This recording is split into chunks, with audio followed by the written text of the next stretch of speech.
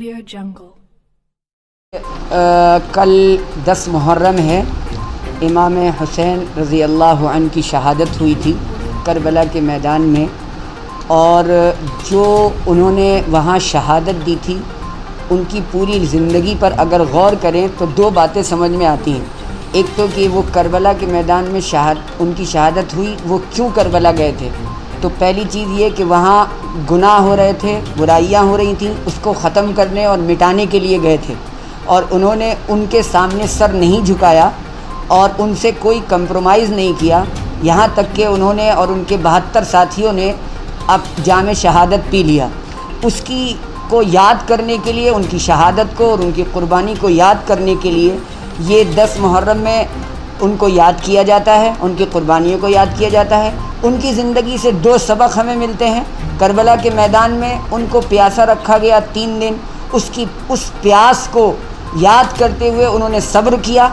آج ہم کرونا کی مہاماری کے دور میں ہم کو بھی صبر کرنا ہے، اپنی خوشی اور غم کو اس حالت میں منانا ہے، گھر میں رہ کر منانا ہے۔ دوسری چیز، انہوں نے وہاں رہ کر اس جگہ اللہ کے سامنے سر جھکایا تھا کربلا کے میدان میں۔ ہمیں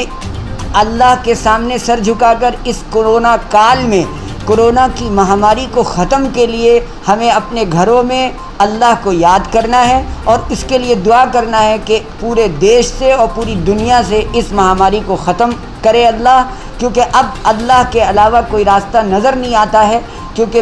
وہی ہے جو اس کو دور کر سکتا ہے۔ ہم اب اس سے ہار چکے ہیں، ہمیں ضرورت ہے اس بات کی کہ ہم اب اللہ کے سامنے سر جھکائیں اور اللہ سے مانگیں۔ یہی حضرت حسین کی شہادت کا پیغام ہے، سندیش ہے۔ ہم آپ کے مادھیم سے پورے ضلع واسیوں کو اور جہاں تک کہ میری بات جائے ان سب کو یہ پیغام دینا چاہتے ہیں تھی وہ انصاف والی زندگی تھی، وہ صبر اور دھیر والی زندگی تھی، وہ اللہ کے سامنے جھکنے والی زندگی تھی، تو ہمیں وہ زندگی اپنانی چاہیے۔ اور آخری بات کہ ہمارے ہر شہر واسی کو اس دن نہ، کیونکہ لاک ڈاؤن ہوگا اور لاک ڈاؤن میں جو سرکار نے گائیڈ لائن جاری کری ہے اس کے ساتھ ساتھ دھارا 144 بھی لاگو کی گئی ہے، تو اس کو دھیان میں رکھتے ہوئے نہ جلسے کریں، نہ جلوس نکالیں، نہ بھیڑ اکٹھا کریں، نہ بھیڑ کا حصہ بنیں، نہ کوئی ایسا کام کریں جس سے قانون کو ہاتھ میں لینا پڑے اور قانون کی خلاف ورزی ہو۔ ہم